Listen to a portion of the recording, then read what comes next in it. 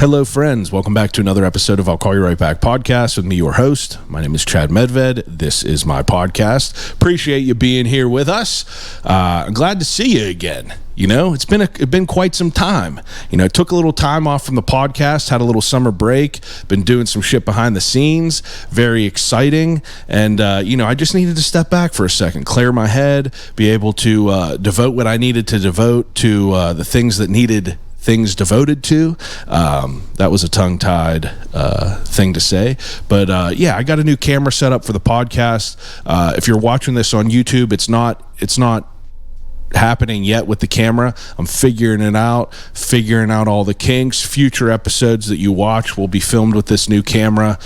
Very excited about it. So I just been, kind of just making some shit happen behind the scenes. I've been trying to figure this stuff out. I'm not a videographer, I'm not a photographer, so I'm just trying to figure it out along the way.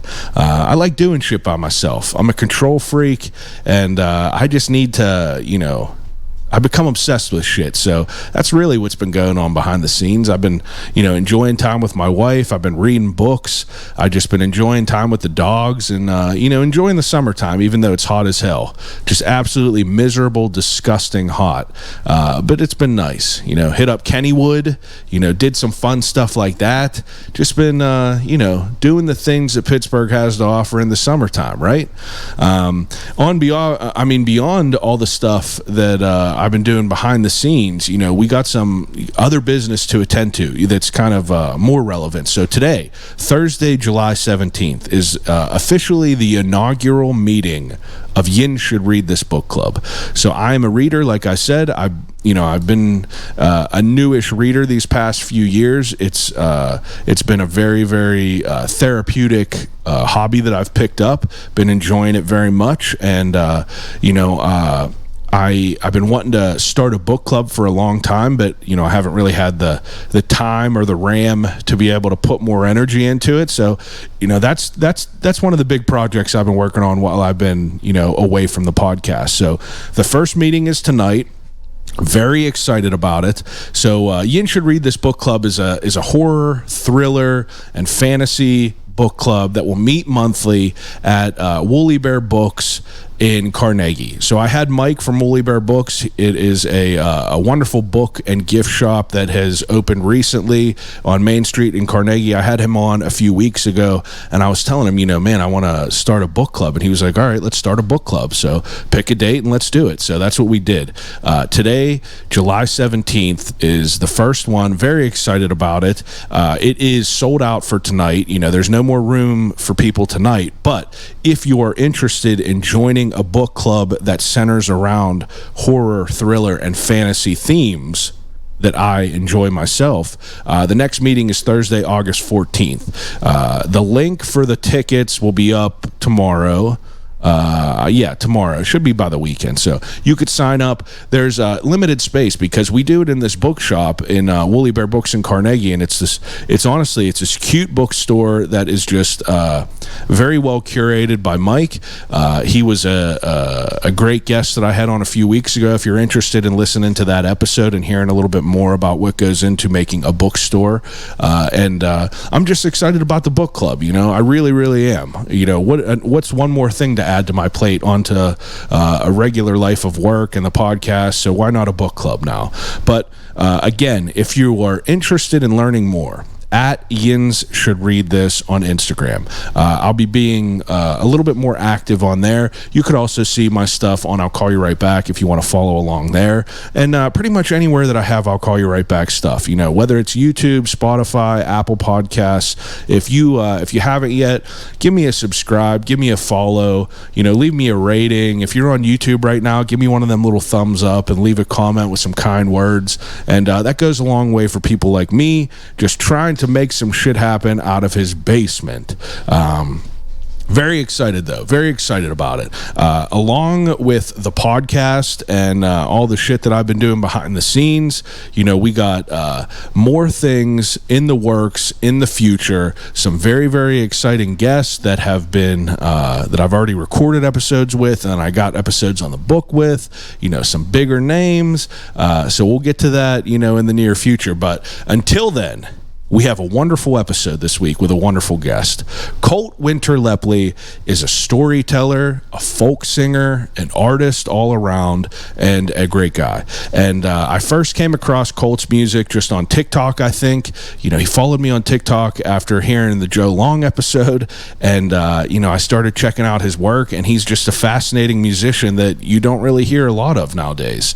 A true folk artist and a storyteller on top of that. So I reached out to Coltt after having Danny and Maddie from Club Cafe on the podcast. They are one of Coltt's managers, and or Coltt is one of their artists that they manage, rather, and they were like, you should reach out to him. He's super interesting. On top of being a folk artist and a storyteller, this guy was a dirt track racer for many years.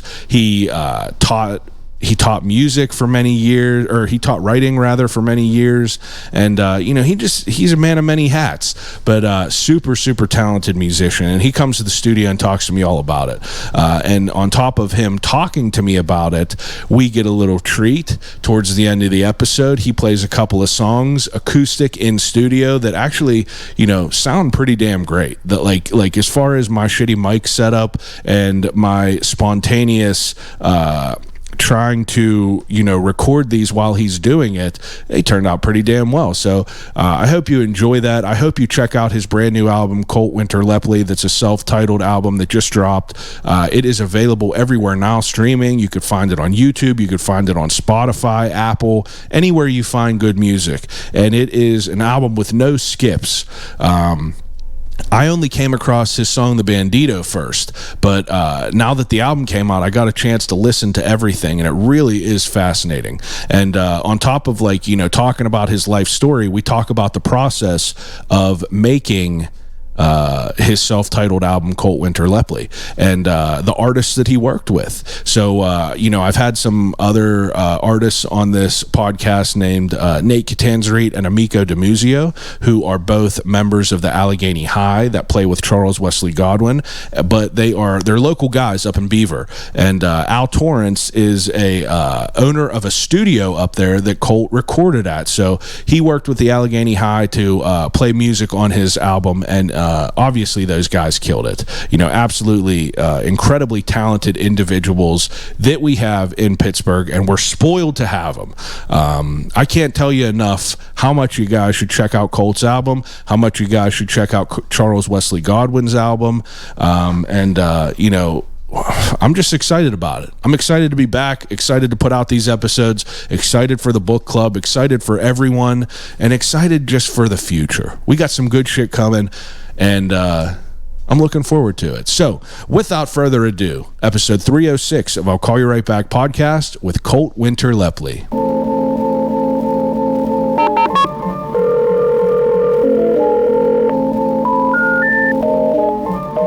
I gotta use the telephone. Hello?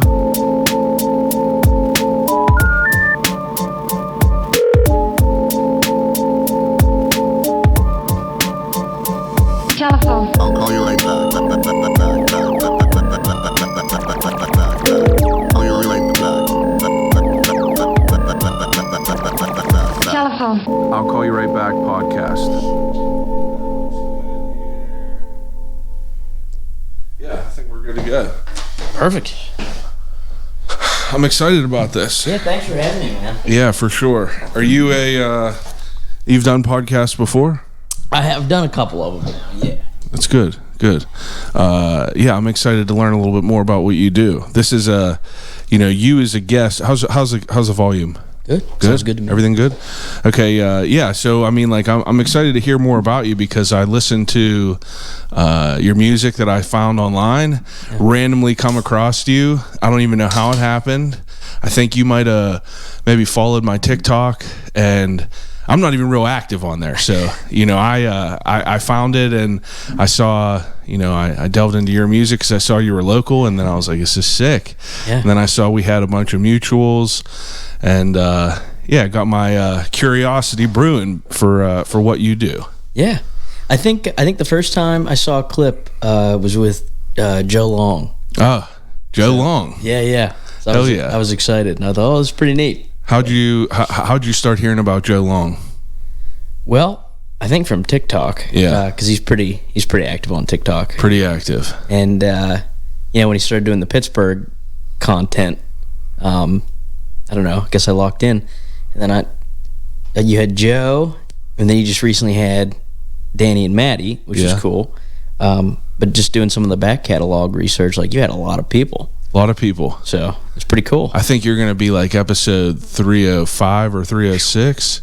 But yeah, I'm trying to get through a lot of people. I've had a lot of all different walks of life on here. But I'm always like I always say that like my most interesting conversations are with chefs, artists, and musicians, just because I don't know, I don't do much of either of those things, and I always am pretty fascinated by what people could do in the kitchen on some form of medium and then with an instrument. But it's pretty cool. So you from around here?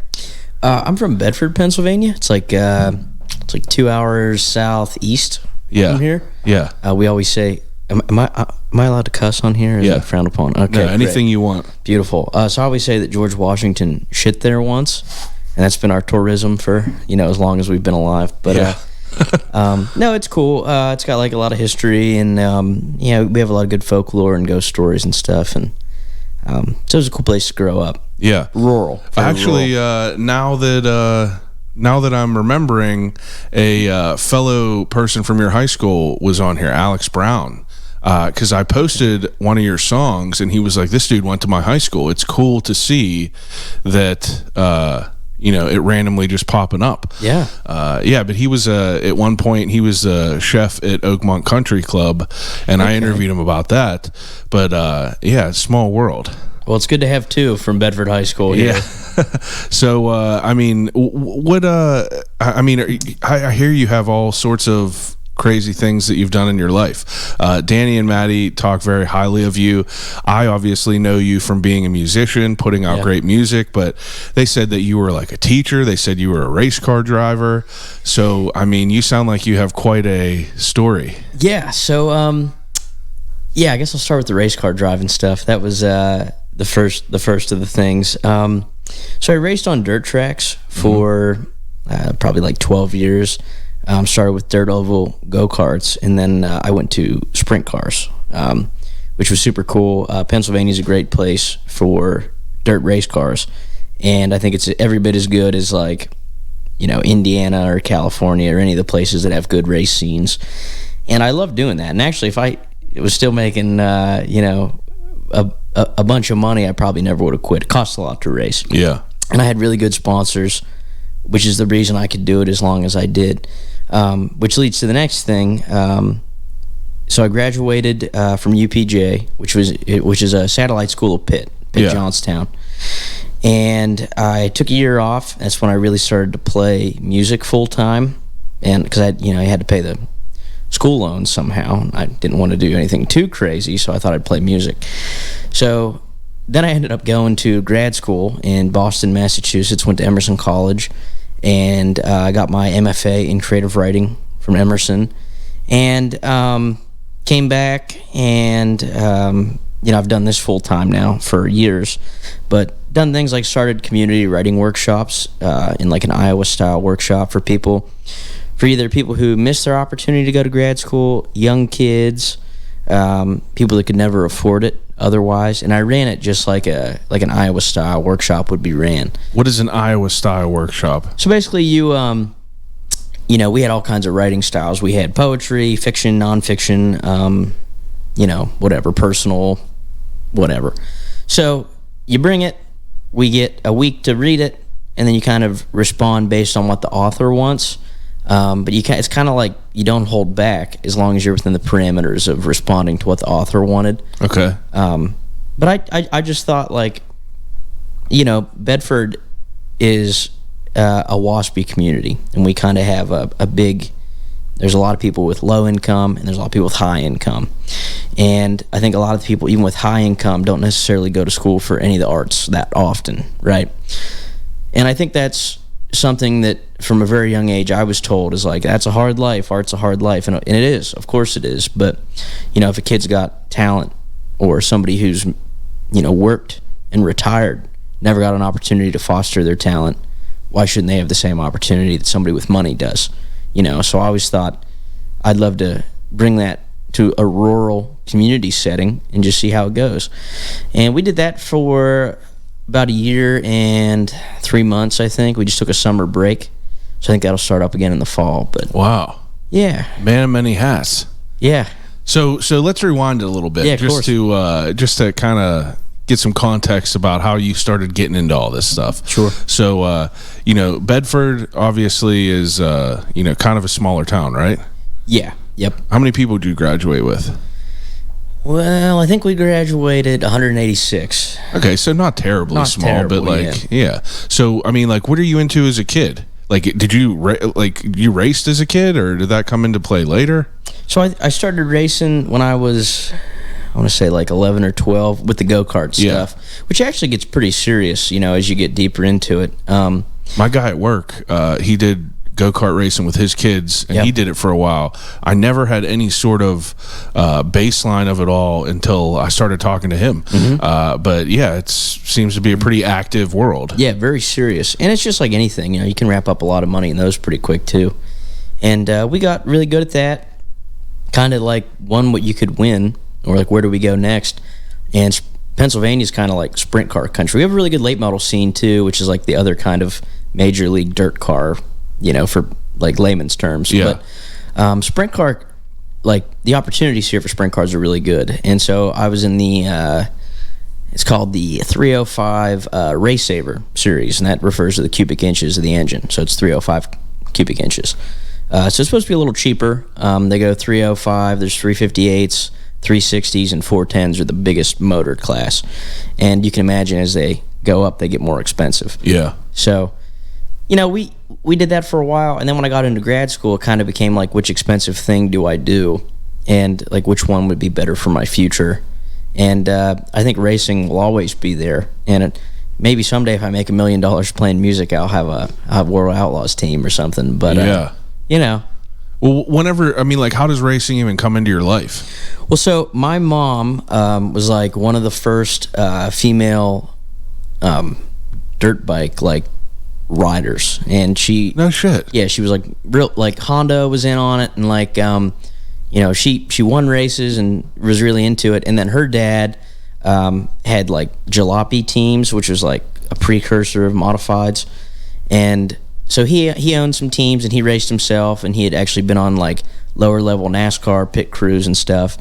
And then my mom was good friends with the Peckies growing up. Tom Peck raced NASCAR. He's from McConnellsburg, Pennsylvania. And we ended up becoming friends again when I got into it, which was cool.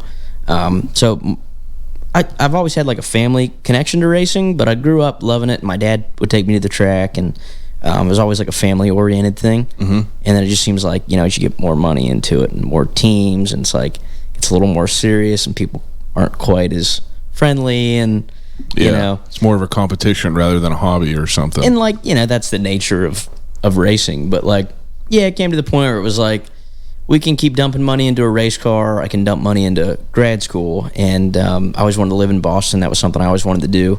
Fascinated with New England, but also some of the first of all, I love American history, but I also love cemetery culture and the memento mori stones and stuff up there. Oh yeah, I thought was really interesting. But yeah, when it presented itself, it didn't make a lot of sense to keep racing at the time. But I'd love to do it again if I still own a fire suit, so if anybody is here wants me to jump in a car, I didn't forget how to turn left. That's pretty sick though. So I mean, whenever you started out, you said you raced 305. Yeah. How fast do those things go? Well, let me think here. So is this Lernerville types of? Yeah, Lernerville. Yep, Lernerville. Okay, Bedford Speedway, obviously, because it's close to home. Yeah. Port Royal's kind of the premier Pennsylvania dirt track. Okay. Williams Grove. We have a lot. We really do have a lot. Yeah. And let me think here. Straightaways. I mean, I know the big guys go a lot faster, the 410 guys, but I think we essentially go the same as a dirt late model. Okay. So even at the lowest sprint car cubic inch, you're still going as fast as the next. That's cool. Somebody in the comments is going to be like, dude, you have no clue what you're talking about. No, that's all right. I mean, it was, to me, it made the most sense because it was the cheapest class with a real size car, full size car, you got to learn the shocks and stuff and all the different things you could do. And I don't know, it just seemed like a good thing to get into at the time. And how old were you whenever you got into that? When did you graduate from regular go-karts to that? I think I was in sophomore year of college, so a little bit of a late bloomer for the sprint car stuff. But you can actually,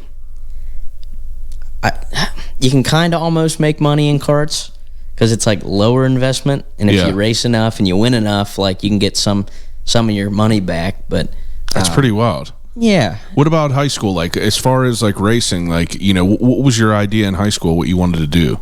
Well, growing up, I always wanted to be a professional race car driver. Okay. You know, my family, most families go to Disney, and we went to like NASCAR Speed Park. Yeah. You know, like I have a instead of Mickey Mouse, I got my picture with Sparky, which is NASCAR. It's a spark plug, right? So, I mean, that was always something we did, and like the culture is so good here. Just there's always been like a pipeline. Yeah. You know, and it's just like anything. It's probably about as good a chance as making it in art or anything else. But you really got to have, as you get higher in the echelons, the money separation is really kind of a thing where, like in music or art, like at least if you have the talent, it's a little harder to hide that, you know, because you can be a talented race car driver, but if your equipment, you know, if you can only invest 20 grand versus the guy that invests 150 grand, the separation you just can't compete with. For sure. You know? So as you get to becoming like a senior and you're getting ready to graduate, like what's your next move after school? Well, I was always good at selling stuff. I'm always good at like bullshitting with people, I guess. So I went for marketing at UPJ, and with the intention of thinking like, you know, I can get sponsors with this. Yeah. And I did. We had great sponsors. The whole car was filled with sponsors. And then I got really interested in it. And then about halfway through my UPJ career, I decided I really hated math. And if I wanted to graduate, I had to get rid of taking math classes. So I did all the marketing classes within a communication degree, the same as it would have been without having to take the math. Yeah. So I graduated with that. But in the meantime, I had discovered I was like really good at poetry and short fiction, and I kind of got to the point where I didn't know what I wanted to do, but I really enjoyed that. Kind of like replaced my passion. Yeah. And I ended up winning like a creative writing award in fiction and in poetry with the Academy of American Poets. So it was like real fast all at once, and I thought, well, this writing stuff is a lot cheaper than racing cars, you know, and I'm pretty good at it too. So maybe I can do something with that. And that was about the time I started writing my first songs, too. Well, when do you start playing instruments? High school, I started playing music, playing guitar. I didn't really start to write songs or anything. But my mom used to work in Kuntz's music store in Bedford, Pennsylvania. And she worked there in the 70s, into the 80s. And she bought this Yamaha FG because they sold Yamahas and Martins. She couldn't afford a Martin. Yeah. So growing up, she's like, yeah, there's a guitar up in the attic, you know, like, we'll get that out someday. So I finally started getting interested because I was doing, I sang in high school, like choral music. Mm-hmm. They called it varsity singers. And so I had started to learn to sing. I thought, this is great, but like I can't do anything with this unless I play an instrument. So she taught me my first like cowboy chords, and then I took guitar in high school, which was cool that we even offered that as a class. So your mom was a musician? Well, she played guitar. Yeah. Yeah. So, and she loved music. That's cool. She's got cool stories. Like she got to meet like Nitty Gritty Dirt Band, and Dr. Hook came through when they played the Bedford Fair. Wow. John McEwen. In the dark. Yeah. Yeah, Fishing in the Dark. So good. She sold John McEwen strings, and he asked how much they were, and she said they're on me. So that's pretty sick. Yeah. It sounds like you got a cool mom. Dirt biking, I got guitar, great parents. Everything. Great parents. Yeah. Now, I mean, you getting into like playing instruments and like getting out of high school and going into UPJ. Mm-hmm. Where does your like love of writing and like that sort of creativity come in? Were you always like that? Yeah, I always loved storytelling. I love good stories, and I remember as a kid hearing ghost stories and like folklore, like John Henry. Casey Jones, that kind of like Americana stuff. Yeah. And I was always fascinated with that. And I think it all comes from American history too. Growing up, my dad owned his own plumbing business, sole proprietorship. So it was hard for us to get away, you know? So where I'm at, here's Pennsylvania, you know, the hand. We're like right here. We have like Gettysburg and then Harper's Ferry and Antietam's right here. Yeah. And there's a lot of history around, so we would always go to battlefields too. So Ghost was a big part of my early childhood development and a lot of storytelling stuff. But so I always liked storytelling. My dad is an absolute top shelf bullshitter, really good at it. He can hold attention, you know, just about anywhere.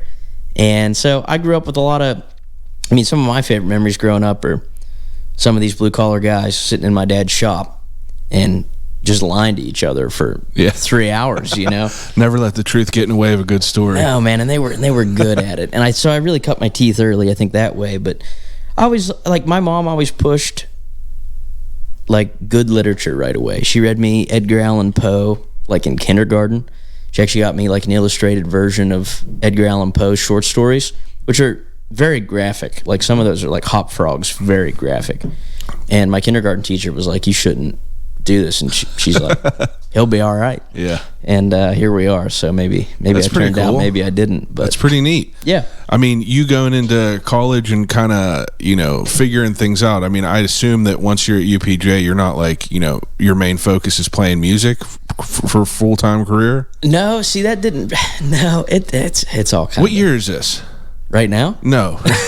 What year did you graduate high school? 2014. Okay. So 2014, raced sprint cars from 2015 to like 2018. So we did it pretty briefly. Mm-hmm. Kind of on again, off again. Because I started to get more developed in the writing community. Yeah. So I remember the one spring we were supposed to have a race, and it was like I could either race or go to a writing conference in Cincinnati. And like it was kind of hard to get into. It was the like Sigma Tau Delta National Writing Conference. And I got in with like a horror short story. And I thought, you know, I'm never going to get that opportunity again. So that was like the first race I skipped. And then it kind of snowballed. And then I like got a gig in Johnstown. Was my first gig. So playing music? Yeah, playing music was in Johnstown. Was my first show. We're out there. It's Flood City Cafe. It's still there. And it was a lunch spot. It was a Monday lunch spot. You didn't get paid anything. And I had a white necktie. I had gel in my hair, slicked back, because I thought that's what you did. You know, and you kind of do that, but like not like that. Yeah. So I made $12.87.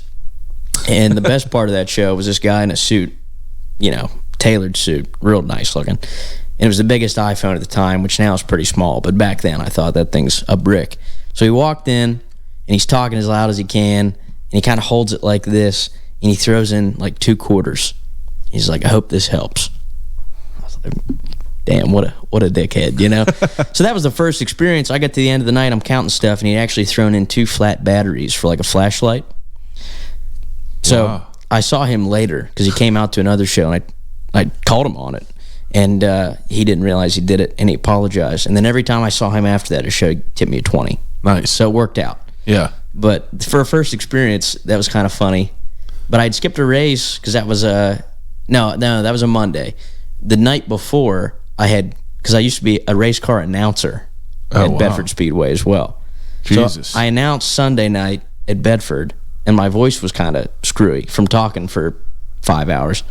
And then I had to go play the show the next day, and I thought I had like shot myself in the foot. I thought that was like oneer and doneer, but it worked out because I've had shows ever since. But that was kind of the beginning of the end for racing, I think, because I got that itch. Yeah, and I loved it. You know, this is the best job in the world as far as I'm concerned. So wow. So I mean, pretty wild last 10, 12 years for you. Yeah. You know, kind of all over the place. Yeah. I like it though. I mean, that's very interesting. So I like the idea of like, you know, creative writing, and you're into that, and you know, I like your stories. It kind of comes through, or your songs that are, you know, they're pretty much stories. Yeah. Like Bandito is unreal. Thank you. I rip that song all the time. My buddy rips it all the time. I told him today that you were coming over, and in all caps, he just started typing out lyrics, and he was like, whenever he's playing it, you just need to start screaming it. But yeah, I mean, you could tell your stories come through the songs. It's really, really good stuff. So, I mean, music, it's cool to hear that music wasn't like a main focus, in your life. No, it just happened, it's just one of those natural occurring things, really. So how do you get better at playing music? Are you learning yourself? Or are you taking lessons? No, like I said, I mean, growing up, let me say this. I was always interested in music because my parents put good music in front of me. Mm-hmm. And I remember the first time it could make an impact was preschool. I had learned a lot of the lyrics to the top 40, top 10 on like Froggy 98. Mm-hmm. And I went to preschool and I was singing some of those songs like in pieces as a preschooler can. And I remember the girls were like really excited. I thought I could do something with this. Yeah. But yeah, in high school I started to sing, and I did a musical my senior year, which I wish I would have done more of that because that was really cool. And like I said, I just took the guitar lessons in high school, which were pretty informal, I mean, it was, what is that, half hour a day, Yeah. for one of the 6-9 weeks or whatever.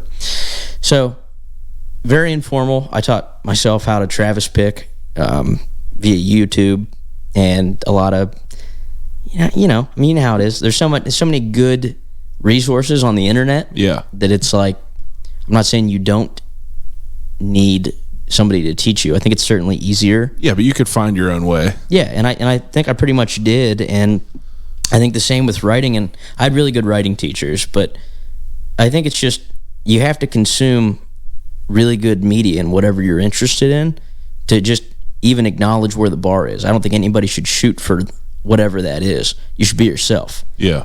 But I think you need to at least acknowledge what really good versions of whatever art you're trying to create is. And you can either totally reject that or get in line with it or whatever. But, I mean, I have my influences certainly, but I always tried to just be the best Coltt Winter Lepley I could be. Yeah. That's, your middle name is Winter? Yeah, that's my government name. Government name? That's your government? That's a sick name. Yeah. You got a sick name. Thank you. Yeah, I mean, I like the whole, the whole package that you present. Like, you got a cool name, you've been posting cool shit online, so it was easy for me to want to come and, get you in here to talk to you a little bit more about it. Now that I remember it, I think whenever I first saw you on TikTok following me, I was looking back, you were on someone else's podcast, right? And you were talking about how your love of storytelling kind of came from the Lost Children of the Alleghenies. Yeah. Which is an incredible story. Yeah. Absolutely. So you were kind of like into all that folklore pretty heavy then, learning all that stuff? Yeah, I think the roundabout thing that I'm missing in all this is that my real love in this life is like history and folklore. Yeah. And music is one of those things where you can play real life historical artifacts, and racing's got a great history, and writing's got a great history, and they all kind of just shoot around like the story of people. Yeah. It's like, I mean, that's the core of it, is like I'm interested in people and their stories and getting inspired by that kind of stuff. And how could you not? I mean, that's what we're here to do, Yeah, it's pretty crazy. That story, I mean, that one specifically is pretty... The Lost Children? Yeah, Lost Children of Alleghenies. Insane. It's fascinating, yeah. It really is. You familiar with Odd Pittsburgh? Yeah. Mm-hmm. So me and that guy have some good episodes. If you haven't checked them out, you should listen to them. They're like 3.5 hour long episodes, just about the wildest shit you'll ever hear. And he's kind of that's kind of his life, is to just document the weird, bizarre, and unusual things that happen around here. But that was the first time I ever heard of that story. Oh, cool. And it was just wild. He brought all the visual aids of everything, printed everything out, told me all this stuff. And then it's pretty fascinating, the stuff, the lore that surrounds our area. And it's old, yeah. So you always enjoy, like whenever I was growing up in high school, like I never cared about shit, going into school, like it was me just serving time. Sure. I didn't retain anything. History, didn't care about any of it. Now I care about it a lot as an adult. Like I want to learn as much of it as I can, but from a young age I really didn't care too much about it. which is, kind of unfortunate, but what can you do? Well, let me say this. I think the best thing anybody can do for a kid, maybe, I mean, I don't know, I'm not a parent, but here's what did it for me was, my parents took me to the battlefields early. They took me to see some of the cooler historical things. And it was always the story of the people, and it wasn't the facts and the figures. Like, if you take a kid to Gettysburg and you say, yeah, there was 15,000 people in this field and they did this kind of move. A kid doesn't give a shit about that. Yeah. They want to know the story about the guy that got shot off the rock 6 times and got back up on the rock to keep shooting people, Mm-hmm. So we had, my parents really highlighted the morbid history and the ghost stories and all that stuff that fascinated me as a kid. I think that kids enjoy. Yeah. And made it way more interesting. So I think when it came time to learn like the real meat and potatoes numbers of that kind of stuff, I wanted to because I was already interested in it. Yeah. But school, not the best for doing that kind of thing. That makes sense. You got to kind of do the regimented stuff. That makes sense. That's good. So just to get back on track where we were, you said, you were racing cars up until like 2018. I think so, yeah. And then, at that point in time, are you making music? Yeah. And that kind of became the separation. Was like, what am I going to do? Because I have a race car that you got to pay a lot of money for that. Yeah. And then you got student loans, and I'm approaching having to pay for my own health insurance and these kinds of things. And I was an only child. Say what you will about that, but I think it gave me a lot of opportunities to sit and toil and make my own decisions and not be like influenced by a lot of people. Yeah.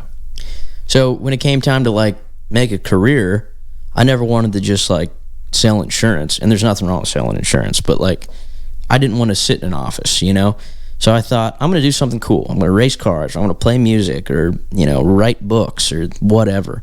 And so far, it's kind of worked out. But yeah, so I had written my first songs, had played, I think at that point I was like playing maybe like 1 or 2 shows a month, maybe 4 at the most.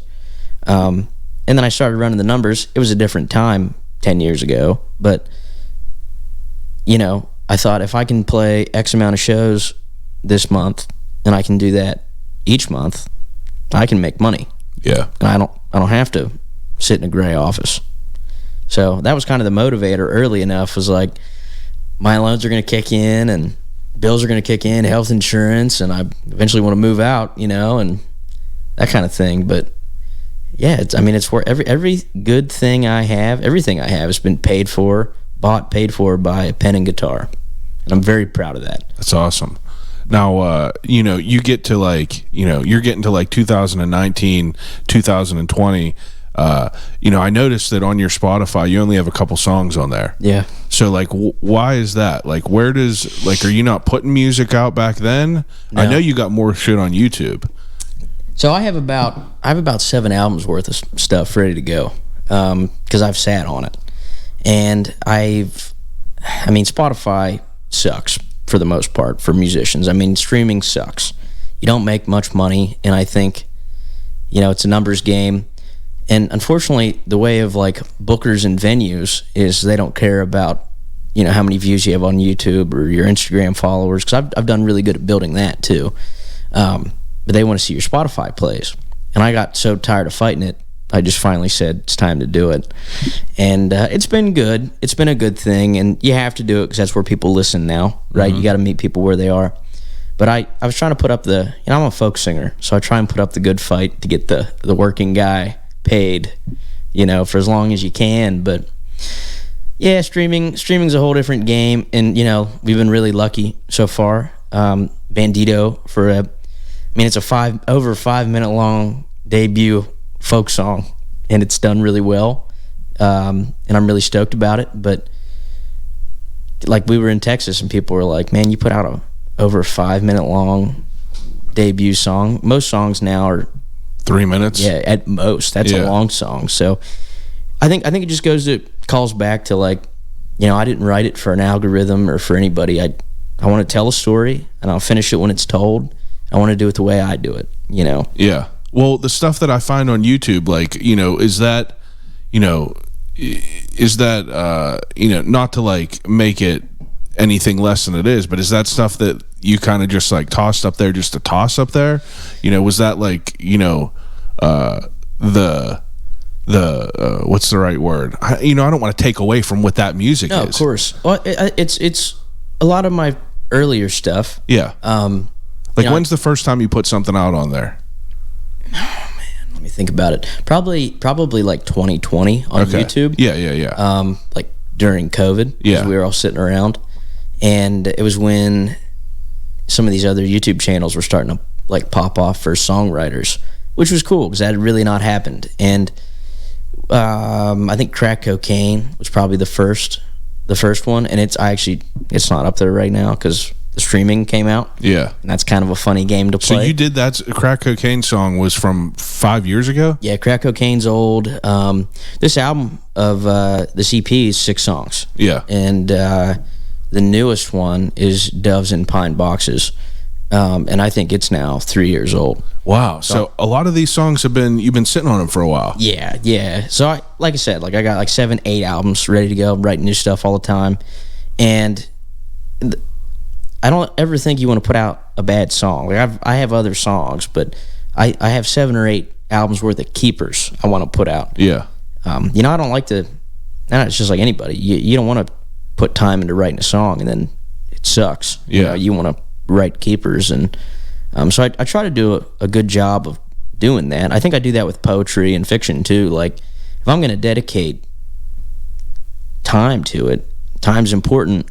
I want to make sure it's good the first time. Yeah. I'm not saying there's not like go back and make edits and changes and things, because I've certainly done that. And even songs I've played, Toilet Wizard's on this album. Yeah. Right? And Toilet Wizard was only 2 verses for 3 years, and then when it came time to film it, like the morning we filmed, I wrote that whole last verse. It's going to be on the album, but I think it's 3.5 years old now too. So now, what's like your mentality behind, like for me, if I record an episode of the podcast and I sit on it for a month, it almost like loses its shine for me. Sure. Like not that anyone else's story that they're coming to tell on here is like, devalued in my opinion, but like it's kind of been sitting there and it kind of is just, gets stale for me. Do you have that with your music? I think playing certain songs out, certainly sometimes. Like I said, I've tried to design the songs in a way that they're timeless. Yeah. So that hopefully they last way longer than I do. Yeah. So as long as people and new audiences are enjoying those old songs, what right do I have to not be excited to play them for people? Absolutely. Of course, I'm always excited to sing new songs, and I think 10 years from now, Toilet Wizard is like it's a good song. It's a really good song, but like it's kind of funny, Yeah. And after I've played Toilet Wizard for the 3,000th time, will I be tired of it? Maybe, but supply and demand too. If people want to hear Toilet Wizard and there's 30 people in the crowd that want to hear it. Yeah, I guess also, like, if you've been sitting on these songs, you're the only one that's been really, Yeah, and people come to live shows too, so it's been cool to get it to a new audience with streaming. Yeah. Which is like a whole new world for me, which is really cool because like I'm reaching people now in California and Texas and Sweden and the Netherlands, and those people obviously had never heard those. So in a lot of ways, they're kind of getting new life. So how did you kind of build your network as far as playing shows? You said you had a show in Johnstown as your first show. Mm-hmm. How does that expand beyond Johnstown? Well, I think I took kind of the racer's mentality for that, because it's the same way with going to get sponsors. If you ask 1,000 businesses if they want to be on a race car, you might get 10 say yes. But the worst they can say is no, the people that don't want to.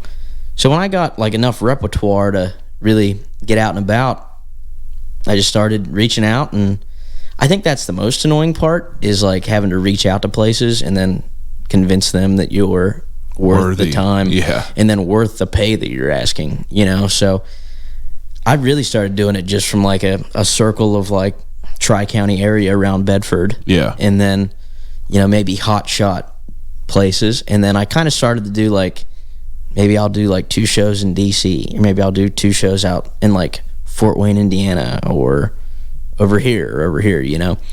So I just started local, and then literally it was like a radius, just grew it, and then I had to start thinking about like maximizing profit versus like gas money and time and that kind of thing. But you know, now at this level it's a little different, but still have a lot to go, still a lot to grow, but we've come a long way from the coffee shop lunch spot, you know. For sure. How did you link up with Keystone? Whoops. Boy, that's a good question. I think I had a conversation with Danny.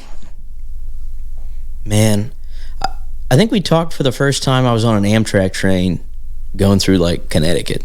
I think they had taken over booking for a venue downtown Pittsburgh, and I had already been playing there. So I had already had these established dates, and I think that venue had went through like 5 or 6 managers, and then they took over booking, so I kind of had like first contact. Okay, yeah. What was the first place you played here? In Pittsburgh? Yeah. I don't know. I mean, do you have any idea when that was? Man, I really don't. It had to have been like 5 or 6 years ago. Yeah. That's pretty cool. I couldn't tell you. Yeah, that's cool. I mean, I played a lot of places in Pittsburgh now. Maybe it was like 1700 Penn Ave or something. I've definitely played before that too. I don't know. There's a lot of good opportunities in the city, but I mean, when I grew up thinking of the city, I thought of Pittsburgh. So it was always cool to get out here. Did you frequent here growing up? No, almost never, which was kind of exciting for me too. Because I went to UPJ. Johnstown's not so far, and the culture is kind of similar, you know. So we'd come out and like do art museums and stuff. It was kind of my first touch points in Pittsburgh, and just thought it was a really cool spot. My parents, not for nothing, I just don't think they were like real into going to the city. We really didn't have a reason to come out here. Like, yeah, I mean, I grew up half hour away from the city. My parents didn't really take us into the city at all. Yeah, which is kind of odd now that I think about it, but. You know, different strokes, different folks. Right. Now, you come down here and you kind of expand your radius into places you're playing. Mm-hmm. I mean, how do you, it's pretty much just boots on the ground, just getting your name out there? Yeah, I think I'm always really proud of the way we build everything. So it's always been like word of mouth, like one person at a time, one venue at a time. Like, and when I started playing, like, quote unquote folk music, at least in Bedford, like, 'cause I wasn't out here when I started. Nobody was doing that. Like I was doing deep cut, like Phil Oakes, Dave Van Ronk, Towns Van Zandt kind of stuff, and I still do that stuff because I love it, and I think that's the stuff that my songs were born out of. But it was different because everybody does the like 90s country covers and the metal hair band covers, and that's fine. I think like the musicianship in those things are really special and really cool, but it's not what I was interested in. And so I think it took a while for people to warm up. And then once they did, I retained people. Yeah. I remember playing a place in Bedford. It was a winery, and I played Long Black Veil, which is an old folk song. It's kind of a ghost story too. You'd dig it if you've never heard it. But the whole room stopped, and I was like, oh, I really got something special here. Yeah. People turned, everybody shut up, and they listened, and because it was just different. Yeah. And I'd like to think it's still that way, and people are, at least in my experience, feel like they're opening up more to original music. Yeah, I mean, I listening to the Bandito, like that was a very unique song that, like, I feel like you don't hear a lot of people. Like, how old are you? Like 31? 29. 29. It's like I don't know. You wouldn't expect it. Yeah. You wouldn't expect it from anyone really in that in our age really. It was a cool sound. Very unique. Now, I mean, I'm interested on how you kind of present yourself. Did you ever release any other albums or anything like that before this? No, and that's kind of been the thing. Has been like recommendations and word of mouth. Yeah. And it's kind of been a neat, like, we've had a real like cult following, and it's been really cool to just, people have been like, oh, I heard about you, and because like you said, like I really only had like 2 or 3 songs on YouTube with reputable songwriter channels. But, yeah. Nonetheless, it was only those couple things. But yeah, when people come out to the live show, I really try and bust my ass to have a good live show where people have fun, and you gotta, if it's not a stage, it's a place where I'm gonna make you listen in a way that you don't, like, you're having fun, I'm having fun, and it's gonna be a show, even if it's in the corner of the room. You know, I used to play this place. They put me like in a corner like this next to a popcorn maker. There's no room. You know, but I made people have a good time, and they came back, and they asked the venues to come back, and they told other venues and other friends, and so I really do feel like it was like one person at a time. Like, let me get you on this one. Yeah, brick by brick. And come back, That's pretty sick. I was sick whenever I was sick about missing your last. I messaged you the day after your Roboto show. Yeah, that was cool. And I was like, damn, I didn't even know he was playing the night before. Yeah. But yeah, that's sick. I mean, it's just interesting how, you know, different ways to approach the business. I mean, usually there's people that are like, you know, jumping through the hoops that have all these, like, you know, albums out, they're releasing everything, and that's like an easy way to present to a booker or anything like that. But I love the kind of the guerrilla aspect of it all, of just like, you know, doing what you do and just traveling from word of mouth, really. Well, I think it's interesting. I think it's all born, like, I never did it to, you know, I don't do any of this to, I'd love to make $1 million. You know, who wouldn't want to make $1 million? But that was never the goal, and it was never like, you know, like to be like a TikTok star, or social media star, or any of these kinds of things. Like, I always wanted it to be organic and from the art. Like I don't write songs to fill the corporate void. You know. So hopefully the whole experience has really felt authentic for people, and I think that's hopefully why they come back. Is like, not that it's not that it's no bullshit, but I mean, it's like, it's not filler. You know what I mean? Yeah. So what's like the process of writing a song like the Bandito? Well, Bandito's old too. I think it's 5 years old now. No shit. So that's crazy. I wrote that in when I was living with my parents. I used to let them. They still live in a pre-Civil War farmhouse. Okay. So you hear everything. There's nothing to be hidden. So they'd go upstairs and go to bed, and I'd stay up late so I could stay downstairs and write songs. And I just got done with, like, I don't know, like a Clint Eastwood marathon probably or something. And I just wanted to do like a gritty, like, cowboy character, you know, and just like acknowledge the cowboy trope but tell something fresh, you know. And who doesn't want to have their own cowboy story? I mean, it was kind of that simple. It just was like, you know, let's take the tropes and then acknowledge them in a way that it's fun, but it doesn't feel like it's been done 1,000 times. Yeah. And so, yeah, that's an old song. The best ones kind of tumble out, like, pretty quick, I think. Yeah. I don't know, like Doves and Pine Boxes, for example, which is on this album. I wrote most of it in Boston, and I had like 2 verses and the chorus is done. And then the morning that Wallflower Wanderer came to film, which is the songwriter channel I'm on, one of them, I wanted to bring up something new, and I wrote that verse the morning of. So it's like nothing motivates you like a deadline sometimes. But a lot of these are just like, I'll just get a phrase or something that turns my ear, like a certain melody. There's no right or wrong way to do it. I think I'm always lyric-based first, storytelling first, and then the music comes. But I've never had to sit and think about like what the melody is going to be. It just kind of exists at the same time, you know. But I don't do jazz chords or anything. So are you like what's your process of, like, you know, do you get like writer's block, stuff like that, or are you kind of like, you know, does it kind of come easy? Well, I think it's kind of recently become a trend to like shit on people who. I'm somebody who always says, like, I don't write unless I'm feeling inspired and it comes to me, and that's my best stuff. And I think it's become a trend to shit on people that do that, because I think, I mean, you can push through it. I could write a song a day if I sat down and really wanted to do it, but I don't know like what the quality of that would be. Like, I want to feel passionate about telling a story or about a character or, you know, what's going on in the world or something. But you know, if you want to be like a content machine, I think you can do that. And I don't think there's anything wrong with that, especially if you find a way to be really good at it. But, you know, my creative you know, I just think like, if I'm feeling it and it's coming to me, then that's going to be a good one.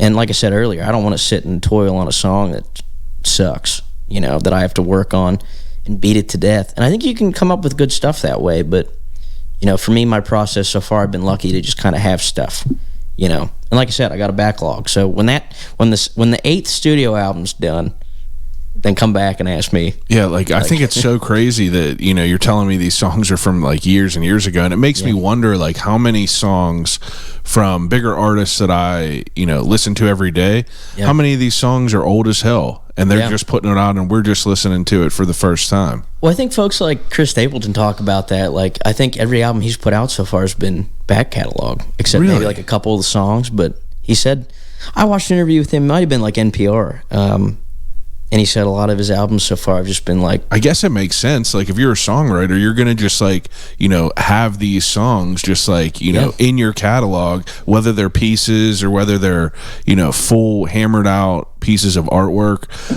You know, that's just crazy to think about. I'm kind of glad I did it that way, because I know, like, a lot of people, after they put out a debut project, then they're kind of sitting around, like... scrambling, trying to get the next one. Yeah, so I got...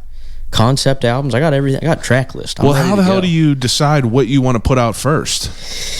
Well, that's been kind of a challenge. I think what I did was, like, I took a lot of the songs I've been playing for 5 or 6 years at my live show of originals, and done some of the ones that I thought were, like, I don't want to say the real crowd pleasers, because I think I got really good songs coming up.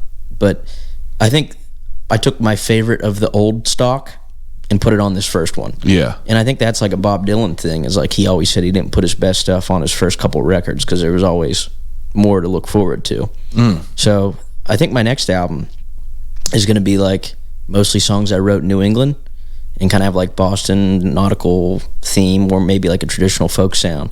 But like, I got that planned out and ready to go. I just need to make money off this album to really get that one done the way I should. Yeah. You know, and that's one of the reasons I waited so long too, is it costs money to do it right. Absolutely. Everybody's got musicians. You know, like if you hang 2 curtains and you get a mic, there's a lot of great albums made that way. Yeah. But I feel like I had waited so long to do it. Like, I wanted to do it right. And so threw some money at it. And it wasn't like overwhelming or anything, but I think at the very least that's the way I'd like to do it again. You know, at least minimal investment enough that I feel good about it. Yeah, it makes sense, rather than like, you know, kind of, you know, scraping together what you have just to throw something together for an album. Yeah. You know, you can kind of, you know, step back until you're ready to, like, you know, really put some, like you said, put some love and time and money into it. Yeah, I saved for a lot of years to do it the way I felt was right. I think a lot of really good music's DIY, by the way. And, like, that's the nature of folk music. But, yeah, man, you know, like, I waited. I wanted to do it right. So I see that you have, like, this comes out in July? July 11th. July 11th. The rest of the songs will, yep. Okay. And you're doing a vinyl release with Hellbender. Right. Incredible. They were great. Easy to work with. Easy to work with. And what a cool place, right? Yeah, dude. I just, I don't know what I think I had like a real like Willy Wonka kind of idea of what it would be like in there. And it's like super efficient. And everybody there's super passionate on the team. Hell yeah. It's like 2 machines and they just crank them out. Yeah, crank them out. Yeah. I got to go down there and do a tour after I interviewed him and, you know, make my own record. Oh, cool. And it was just wild to see. Like you said, it's like you expect it to be like some insane, you know, inner workings and everything, but it's really a couple machines and they're just efficient. Yeah, dedicated folks and 2 machines. And I love that. Like, that's what it needs to be, you know? Yeah, it's cool that is a resource for the city of Pittsburgh now. Now, you know, you putting out this album, I know you got a lot of people on there, local musicians and all. Miko, Nate, you know, is Reed on there? Reed is not. Who else was on there that I read? It was Nate, Amico. Joe. Oh, yeah, Joe. Okay. And then Alan Jetto. And Justin Long, and then Al Torrance produced it, and then Al played a bunch of stuff on it. But you recorded up there? Yeah, I was at Music Garden Studios with Al. Nice. Yep. Nice. Those guys were awesome. They brought me in. The whole process of this 6-song EP has been like 2 years, and they brought me in the one day just to meet them, see the studio and stuff, and we got talking about like some of Pittsburgh's really deep folk catalog of songs, which is Pittsburgh has so many good folk songs about Pittsburgh, and we just had good conversation. Like, I gave Nate like an old Pennsylvania folk song book to go over, and gave Joe some rhythm bones which is like one of the oldest instruments in the world. They call them the bones. And I think I have some, but they're a percussion instrument. They're almost like I forget what these are called. Clam clappers? Yeah, but it's kind of like that. Wow. Or like a spoon. Like you know. So we just had good, like, natural conversation about really, like, music-based stuff, and it was just like I'd known those guys forever. This started a couple years ago? Yeah, they brought me in like the spring just to see the place, and because you were getting ready to record. Yeah, and I had kind of shopped around, and I actually had asked Danny, like, if she knew any good, recording studios. Because you don't have a band. No, just me. You and a guitar. So, like, obviously, the Bandito got everything on there, so you needed other people to play instruments. That was super. Well, and, that's kind of the other thing is, like, the way Bandito came out is how I'd always imagined it when I wrote it. Some of the songs are more produced with more instruments, and some are scaled back. Yeah. But Bandito, I kind of wanted to, like, throw the kitchen sink at it. Just a big song, just like presence there. And those guys, it was like such a cool thing for them to hear the songs and then want to be on it. Yeah. So I felt really good about it. So is that them playing on that? Yeah, it's the Allegheny High. Yep. No shit. Yeah, man. I didn't know that whenever I listened to it. Oh, really? Yeah. I've been fortunate enough to interview Miko and Nate and Reed, but I gotta get the rest of them in here. But that's so cool. It's wild how much talent is around these areas. And you know what? I think Doves and Pine Boxes took the most takes. I think we only did like 6 or 7. Those guys are absolutely top shelf professional, wildly talented. Yeah. And they there was like no ego process. They wildly talented. They just nailed it, yeah. So I mean, as a musician who is, you're obviously, you're a man with a guitar and a story, and you're telling your story through your music. Yep. How difficult is it to communicate that to other musicians, to kind of absorb your vibe and what you're trying to get across the instrument or across the song in a whole? Because like you said, these guys are all like wildly talented, but also it's like, how do you explain to them what you're looking for in a song whenever they're playing for it? Well, let me just say, like, those guys are good guys, and that matters, because I think that's one of the reasons I didn't record with other people for a long time. I have pretty severe OCD, and so I knew, like, trying to wrangle this process was going to be a challenge for me, personally. And I kind of dreaded it for the longest time. But after I came in and talked to Al and the guys the first time, I felt way more comfortable. And then, like, each meeting, it got more comfortable. And then when we went in the studio day one, they had heard the songs, and I had kind of given liner notes about, like, other songs maybe, or even like elements of other songs that I kind of wanted to emulate or something. And we went in, and it was just kind of like, they really naturally happened. I mean, it was like maybe a tweak or so here, like do this or do that. But the other part of the process was, I knew those guys were very talented, and I wanted them to have voicings of their craft on it as well. Yeah. So, like, obviously, Meeks is an amazing steel guitar player, and so I don't know, like, I've heard obviously other steel guitar solos, but I just want Meeks to do what he does. Yeah, you want the professionals to leave their mark on that. Exactly. It's like, hey man, this is where you got to put the solo. Do what you do best. Yeah. And if we do 2 or 3 of them, great. But, like, Sunflower Creek is going to be a single out July 11th as well. It'll be the last single. And he has a steel solo on there that's just like a face melter, man, And, like, Al did that awesome, Les Paul solo on Bandito. I mean, he just rips on a guitar. Nate's a friggin' classically trained musician. Like, Nate's got a really cool bass solo in Doves and Pine Boxes, and he ripped it. Because he's like, "What do you want me to do?" And I was like, "Just do you, man. Like, you're the bass guy. Rip the bass."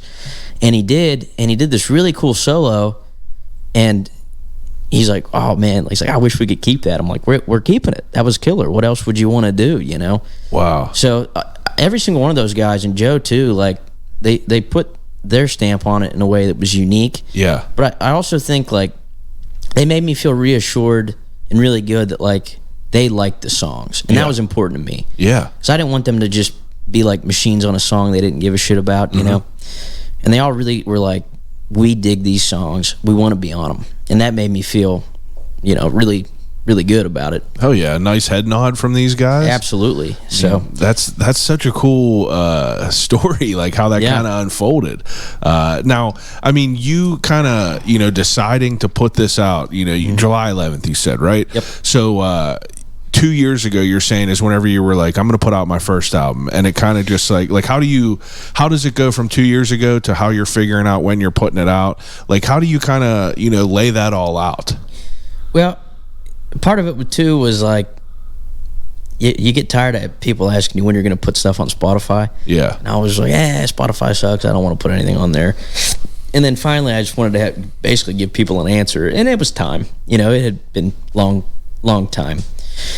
So, like I said, Danny gave me Al, and we went out and talked, and the whole process was kind of a challenge too, because like those guys tour nationally, and I tour across the country too, but not at the level, So like one night in the studio, I'll tell that story after this story, but like it was tough. So we had to find days, usually middle of the week, that matched up with our schedules to record. And so it kind of took some time to get together too, because like if I cancel a show, I mean, first of all, they can't cancel a show at like Red Rock to record my album, right? Yeah. That doesn't make any sense. But then in the same token, it's hard for me to cancel a show on a weekend, because that's I eat that way. Yeah, 100%. So we had to really match up and find time. So it was kind of a matter of like everything lining up together. Yeah, and then once it all came together, it was really kind of quick and painless, really. But one night we were in the studio just to like, play on that contrast of the level. It was like, I think it was 10 o'clock, and we were recording a fiddle part. Justin Long was laying down some fiddle, and Al said, we're going to get this, and we're going to call it for the day. And we had recorded it was like 10 to 10. It was like a 12-hour day. So we were all tired. And he said, hey, we got a bus call tonight at midnight for Tennessee. And I was like, oh, yeah, cool, man, no problem. Where you guys playing? And they played my stuff on a Monday, and then the next night he's like, yeah, we're at the Grand Ole Opry tomorrow. Insane. And it's what a privilege to have those guys, especially like at the top level. Yeah. So that was a really cool thing too. And he's like, where are you playing this weekend? And I thought, well, who gives a shit? No, I mean, like, I think that it's so cool to like just kind of hear from the beginnings to where it is. Like, I don't know. I'm just fascinated by people. I'm fascinated by people and people's stories, and kind of just like how they figure it out along the way. I mean, we're all just people out here just trying to function. You know, just spiraling into this fucking universe, hoping that we could figure it out.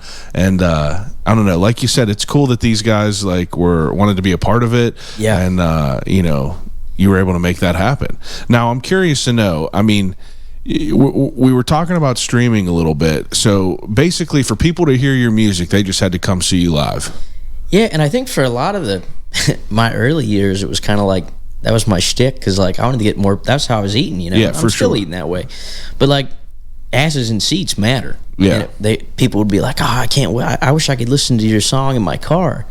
And I'm like, yeah, I get that. But like, if you want to hear it, come here. You got to come next week. And then eventually, I kind of fostered an environment where, I've had people travel. I've had people plan their vacations around shows, and I think that's part of that like cult behavior in a really cool way. I've had people come out to 3 shows in a weekend in a row just to do it.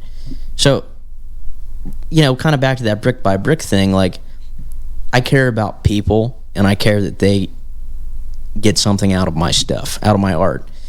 And I think as long as people are coming out to hear my songs, I always thought, early enough, like I reached a threshold, but I thought right now I need to build the audience first and get people back out to shows.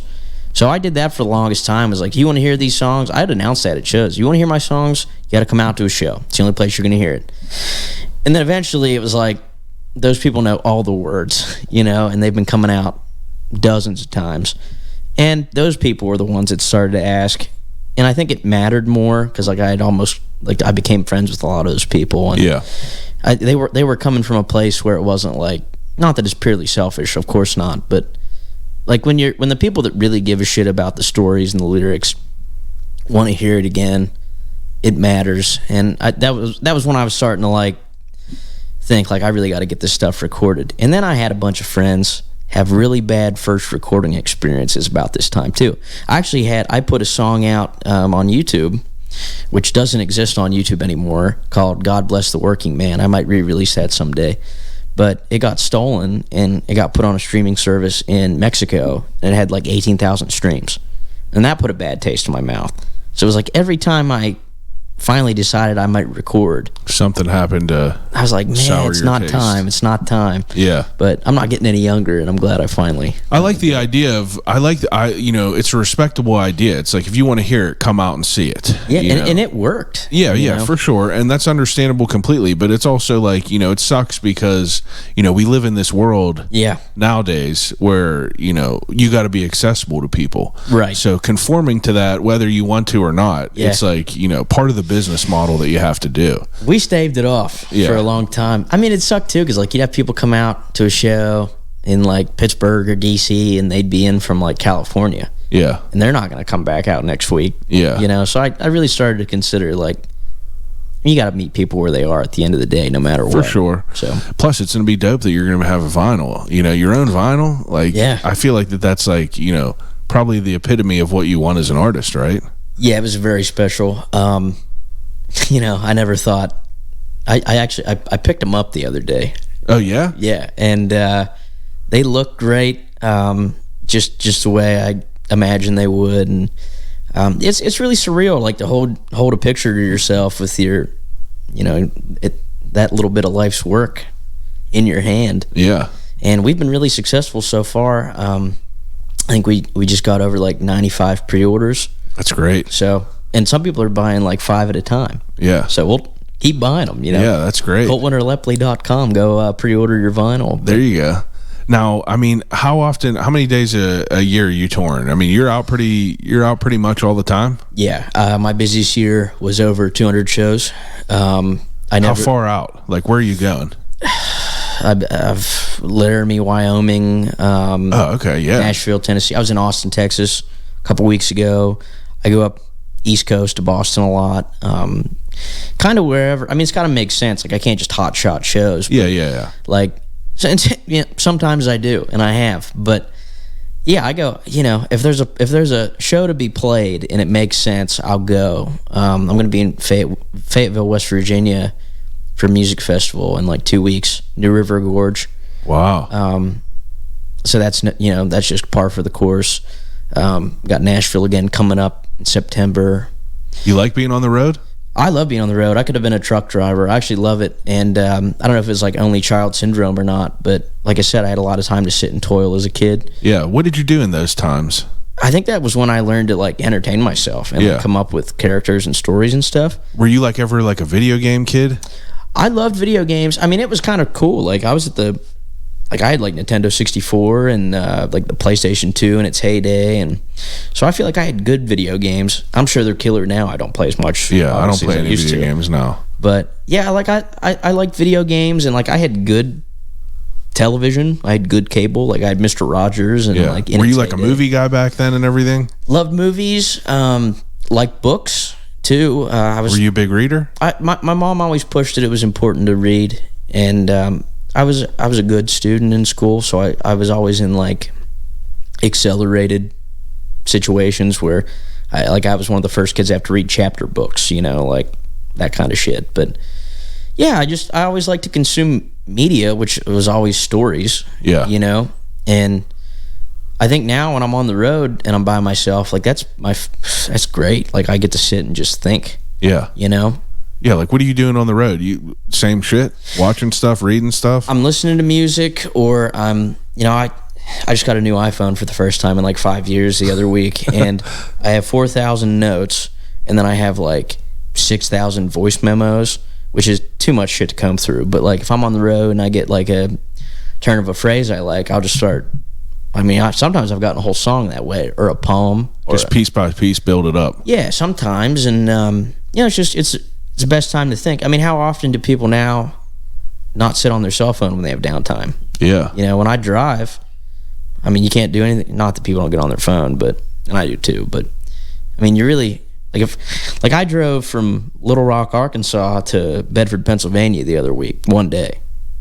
Just how many hours is that? It's all day. I mean, I got up before, the ass crack of dawn, and I got in like 10 o'clock, I think, in Bedford. But I like that. I'm cool with that. Yeah. I can go across the country. But yeah, I mean, I love it. It's just free time to sit and actually think. And I think artists need to do that. Creators have to do that. You have to have time to come up with ideas and toil. For sure.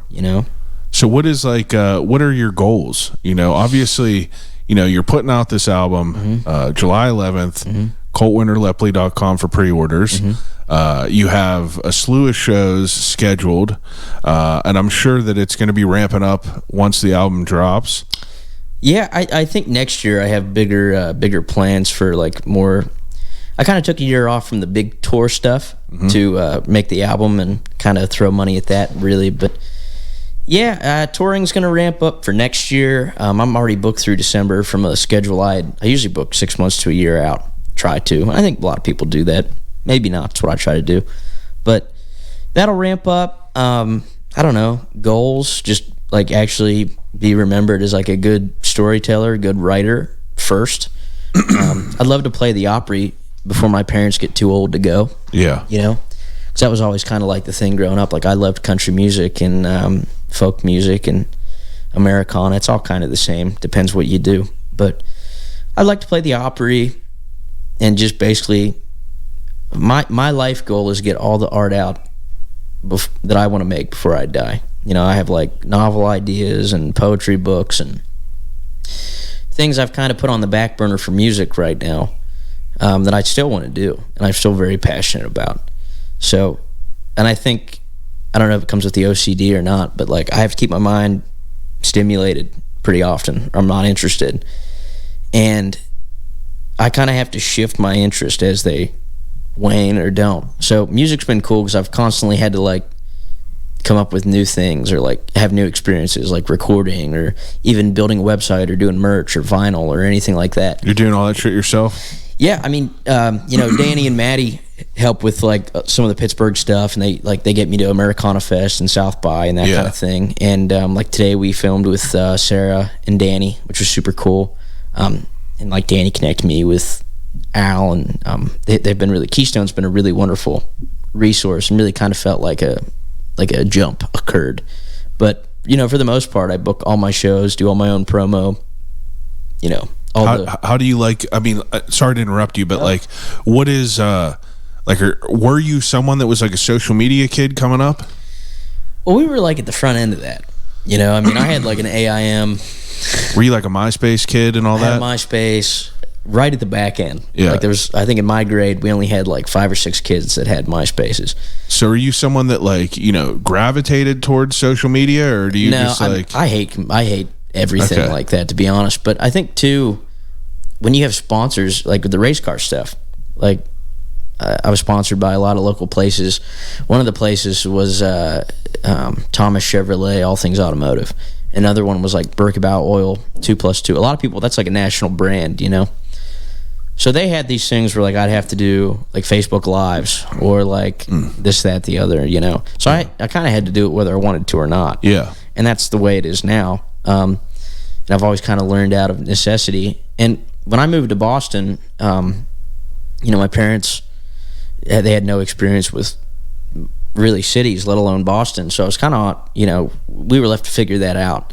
And when you have that experience of no one's coming to help, and unless you make a move to make a change, nothing's going to change. Yeah. So when you realize you have these holes you have to fill, and you're working with a budget that I'm working with, it's figure it out on your own. I think a really great way to be a low income artist is just do it yourself. 100%. Right. So what other option do you have? Myself. Yeah.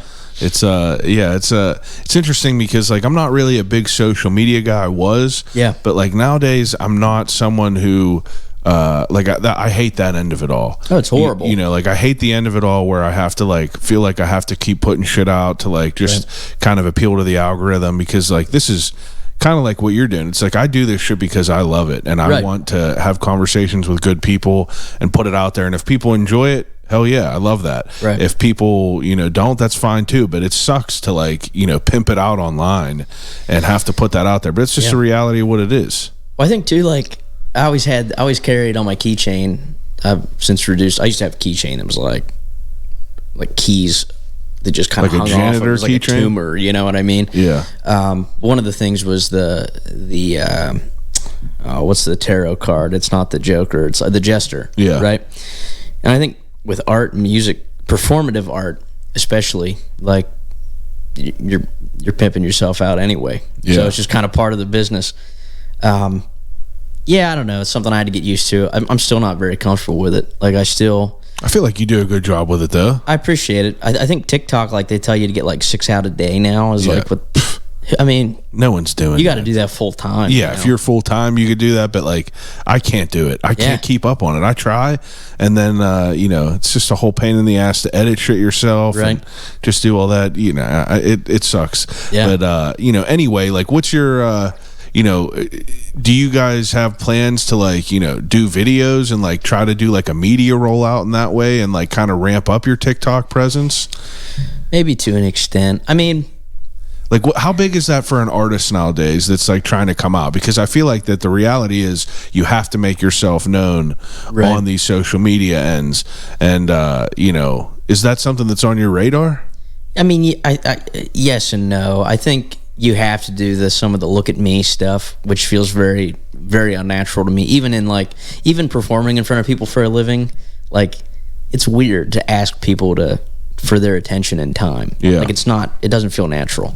I mean, yeah, I'm getting better at it. I have some stuff, part of the writing and like planning stuff that I enjoy is like, it's kind of already happening that way. Yeah. So yes and no. Yeah, I guess we'll ramp some stuff up, but like today we filmed to do some, reels and TikToks and stuff, but nothing crazy. And I think part of that for me too is like, whether I was in Boston or Wyoming or Texas or Nashville or Pittsburgh, that the quality of the art will always, no matter what, that will speak for itself to some extent. And I've been very lucky, and I hate to, I don't want to sound like I'm tooting my own horn or anything, but I think good songs, I mean, you can do the whole, knee-high white cowboy boot, head to toe nudie suit thing, and I'll tell you, if I ever play the Grand Ole Opry, I'll be in a nudie suit because I think they're awesome.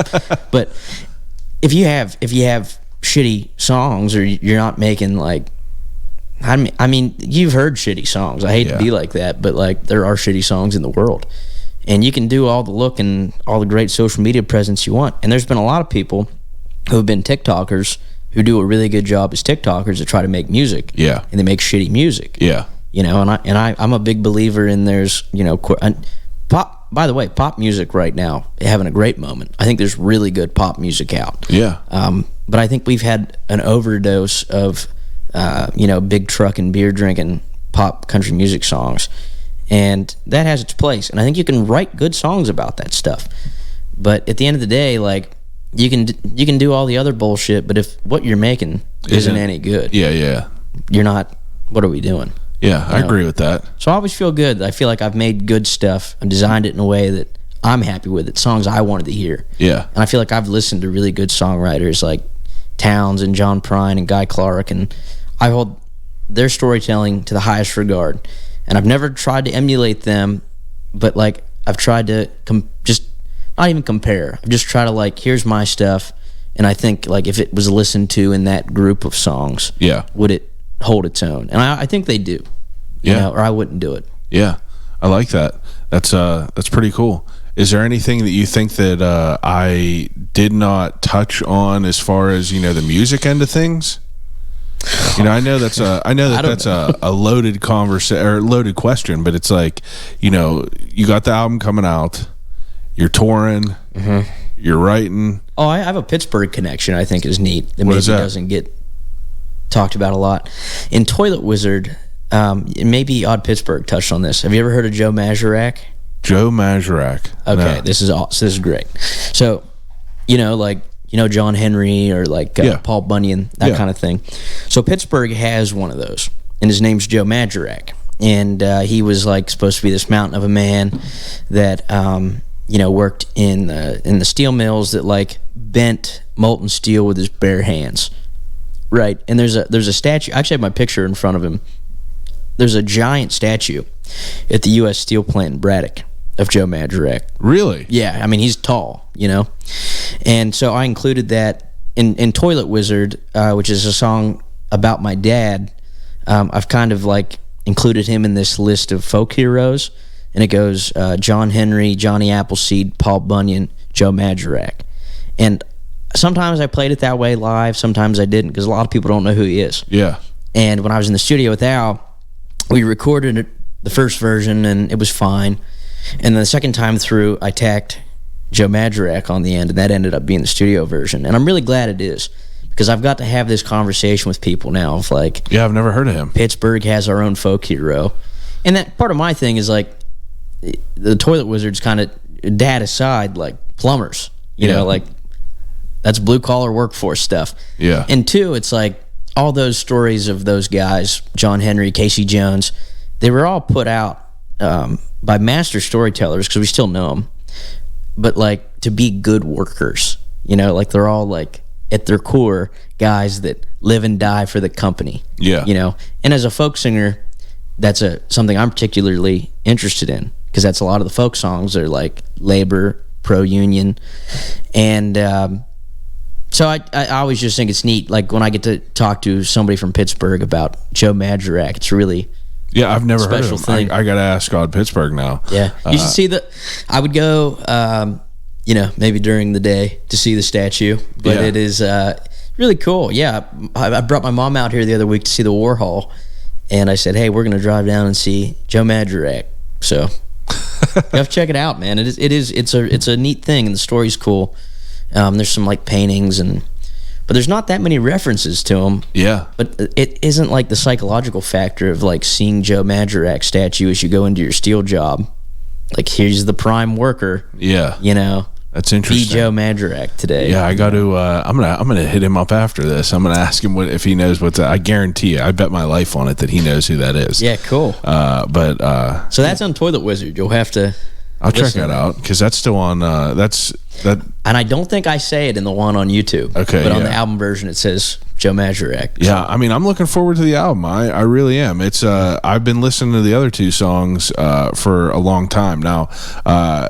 We talked about the Mandito, which is basically your take on Cowboy, that world, things like that, and then you have that song Crack Cocaine out. Where does that song come from? It sounds like that. It's a heavy song. Yep. So I wrote that. I was scrolling Facebook the morning I wrote it, and a really good friend of mine who's doing really well now, by the way, his mugshot came up, and he got busted for crack cocaine, and it was like a visceral reaction, and it sucks. And like like I told you earlier, we graduated 186. I think we've had like at least 3 people I know who have passed away from overdoses. I had a cousin pass away from fentanyl. Like, it's Bedford, Johnstown, Altoona was hit particularly hard. Yeah. From the opioid crisis, now fentanyl, more recently. So there's a number of different drugs referenced in crack cocaine, but I wrote it the morning my friend got booked for it, and it tumbled out in like 15 minutes. It was one of those like naturally occurring songs. And one of my heroes is Woody Guthrie, and most of his, even his sad songs, like like the Miners, 1913 Massacre is about this horrible thing, but it's all in major key stuff. So it's like C, G, D. It's more upbeat type of situation. So, I mean, country music, folk music, at its essence is 3 chords and the truth. And crack cocaine, I think, is like 5 chords altogether. But it just tumbled out, and I think it's more than anything, it's a good reminder that it can happen to anybody. You should check on your friends, and I think everybody knows somebody that's been touched by addiction, certainly. But yeah, I mean, our area, I know, like outskirts of Pittsburgh especially, has been hit particularly hard. So we have a good bit of people that I went to school with. It's an unfortunate thing. Hits closer to home with a lot more people than you'd expect. And a really cool part of that is when I play it, and even on the internet, because it's gotten, I think it's over like 18,000 views on YouTube. It's down right now to promote the streaming, but has just been having people reach out and like tell me their story of like, you know, maybe they were former addicts or their dad or their kid, and they're like, man, thank you. You know, I didn't write it for that, but like it's just been cool to resonates with them, have that human experience of getting to talk to people about it. You know? So that's cool. It got to be a cool part of, you know, traveling while you're playing too, is just meeting different people. It's my favorite part. Learning different things. That's cool. We're not done, but you know, there's an ending segment to the podcast. But I mean, do you want to play some music before we get into the ending segment, or should we just finish off the podcast and then play? It's your show, man. Bust out that guitar. Let's play a little bit. All right, I'm gonna tune it up here. Hey, check. Does that sound good? Yeah. Cool, man. All right. Yeah, this will be I think track 4. I think this is the second most involved song behind Bandito. So here it is, Doves and Pine Boxes. This one's old now, too.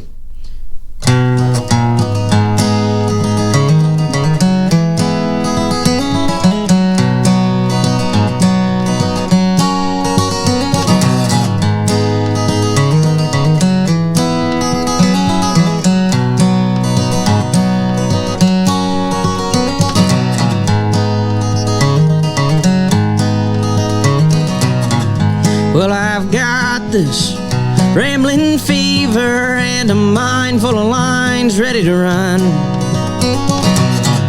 Got no money, just these clothes upon my back. Gonna take my memories and a gun. Buy a van, I'm gonna find me every crossroads. Can't afford a place to stay. I got no room to take the devil's deal. I sold my soul to Sally Mae. Mother, don't you grieve. Well, I'll be alright on the road, don't you cry for me. Mother, send your love. If I don't come home in a pine box, I'll fly home like a dove.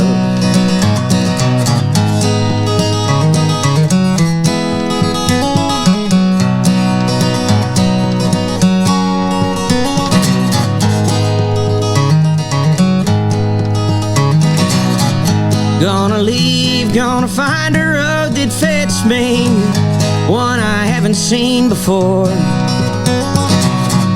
Gonna drive till I reach some ocean, 'cause that's what broken hearts are for. Father, don't you grieve. Well, I'll be alright on the road, don't you cry for me. Father, send your love. And if I don't come home in a pine box, I'll fly home like a dove.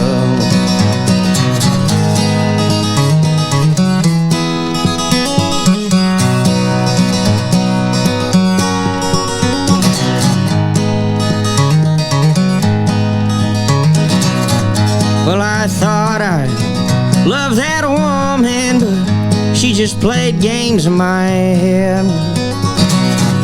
I don't think a man has ever been so wrong. Turns out she loved herself instead. And on the days I'll dream of coming home, I'm gonna find me distractions on the road. And I've never owned a hat that was good enough to hang. And I only knew one thing that almost made me stay. And it was you. It was you. It was you. It was you. It was you. It was you.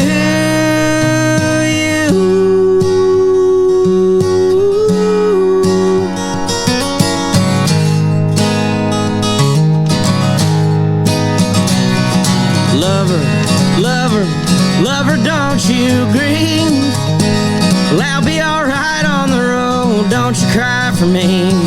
Lover, lover, if this is goodbye. Well, doves are birds of peace, my love, but I hope you sit and cry.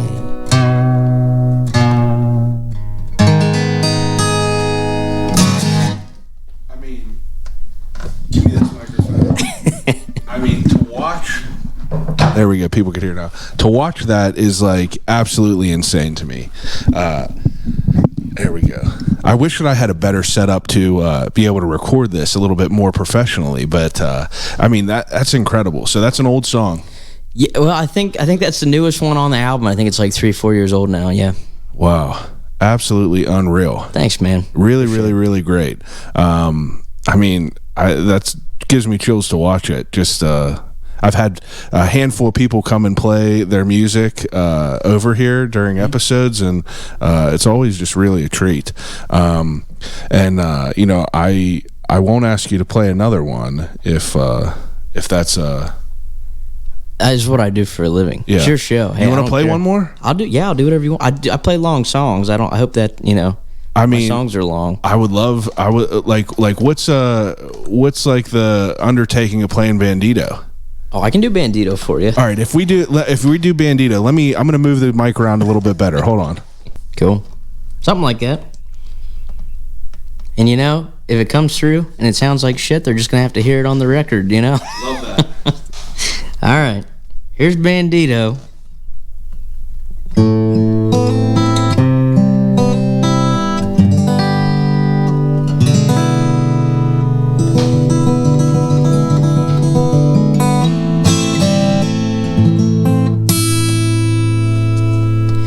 Grave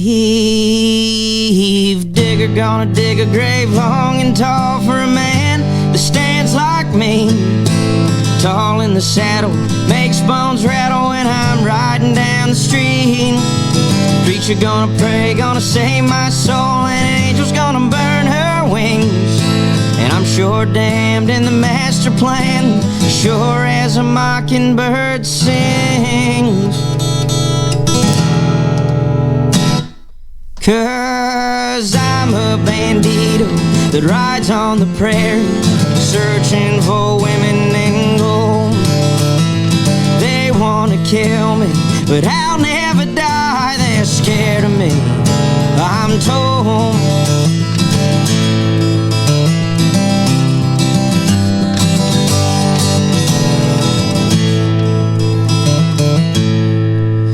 Well, I robbed some banks, blew up some trains, stole horses from the Union, spend my money in brothels. People claim that I'm not human. The posse caught me in Laredo, took me by surprise. Before I let them cuff me, I killed me a few in reply. 'Cause I'm a bandito that rides on the prairie, searching for women and gold. They wanna kill me, but I'll never die. They're scared of me, I'm told.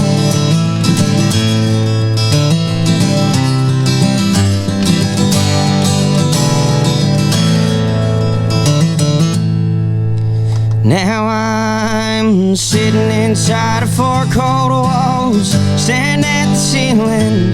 Got nothing to do but thinking of here. It's a sad, lonely feeling. I think of the man I shot. They didn't have a chance, but when I pulled my trigger, Lord, I watched their bodies dance. 'Cause I'm a bandito that rides on the prairie, searching for women and gold. They wanna kill me, but I'll never die. They're scared of me, I'm told.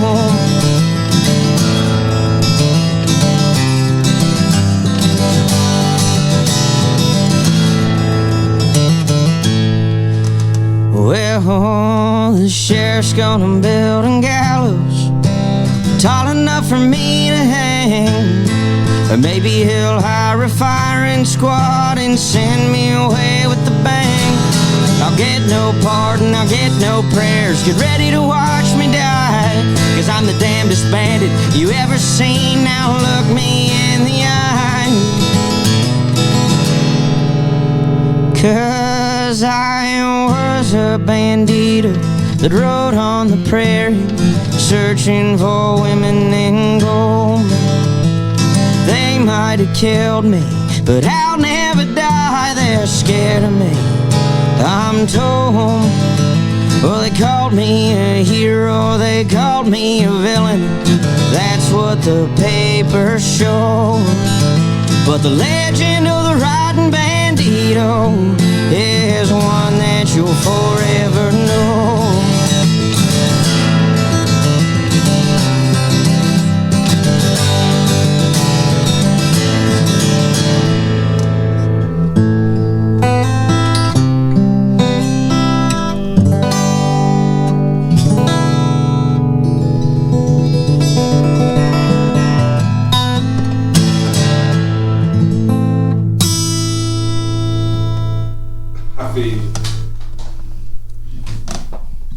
That is just, I mean, that's an experience. Thanks, man. It really is just like an incredible song. Thank you. Absolutely. Like, that's a treat to be able to see that. And I appreciate you taking some time to play that. Thanks for asking me to do it. Hey, that's what I do, man. Man, it gives me chills just to watch it. I mean, like, it's unreal.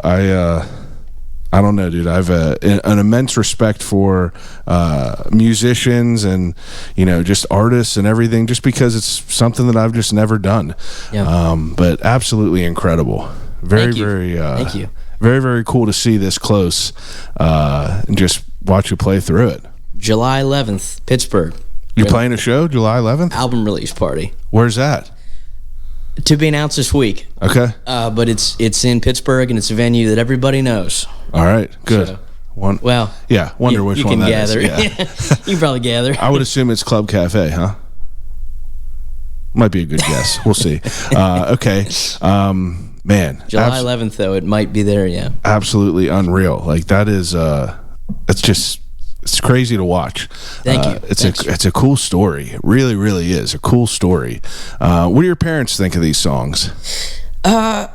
Well, it you know, depends on the most part, but they're very supportive. I have really great parents, and they've always supported. I mean, they put me in a sprint car. You know, they pretty much, you know, encouraged all the harebrained shit I ever wanted to do, and they love the songs.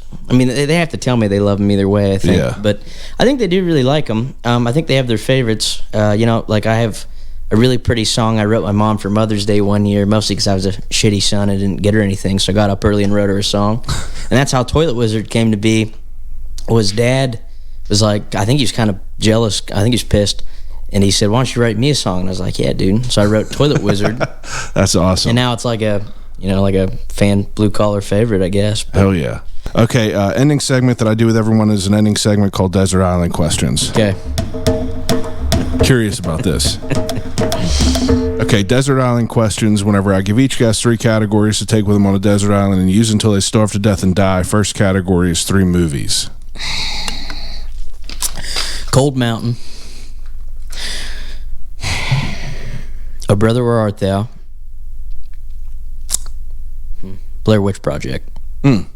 That's a good one. Blair Witch. I remember the first time I seen that. Yeah. We saw it on the midnight showing. I think I came out in, 98? I think I was 8 years old. My brother's 6 years older than me. So my dad took all my brothers and his friends, and he was like, yeah, fuck it, we'll take you. You're 8. I was mortified. Oh, my gosh. 8 I think years that's when I saw it, though, too. It's a good time to see it. I was a Boy Scout for 10 years, so it was like, you know, I saw that and then just started camping. Just, it really twisted me up for a while. But doesn't it make it more fun? Absolutely, I mean, you know what I mean? it does. That's Absolutely, like the it whole does. essence. Yeah, aliens, all that stuff. Yeah. Bigfoot, Mothman, all that stuff. Yes. Those were good. That's a good variety right there. Yeah. Cold Mountain, Oh Brother, Where Art Thou, and Blair Witch. That might change on the day, but, you know, off the cuff. That's all right. I like that. Yeah. Okay, so next category is books. If you had a couple books to take with you on a desert island and use and to reread over and over and over again. Burning Bright from Ron Rash. It's a short story collection about Appalachia. So I think that always has really resonated with me. Let me think here. I'm trying to be quick. I don't know. I really enjoyed the Underground Railroad, Colson Whitehead.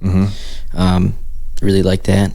I don't know. Probably like some kind of like American history recounting, maybe like Killer Angels or something. Oh yeah. Someone actually the guy who owns Commonwealth Press. Yeah. He actually referred me to Killer Angels, and that's been on my it's on my read list. Check it out. Yeah, I got to get into that.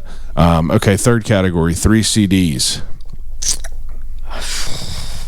First of all, what's the first CD you ever bought? I don't remember the first CD I ever bought, but I remember the first one I had to have my parental, you know how they said like parental guidance? That was when I was a child. It was Green Day's American Idiot. Absolutely. And I asked for it, and I had to have my mom buy it. But man, like 3 albums. Our Mother the Mountain from Townes Van Zandt. John Prine's self-titled album. And Old Number One from Guy Clark. Okay. Any recent albums from newer artists that you really get down with? Oh, I really like, let me think here. Probably like Jason Isbell. Yeah. I mean, you could probably throw any of his stuff in there. I really like the new one, just came out.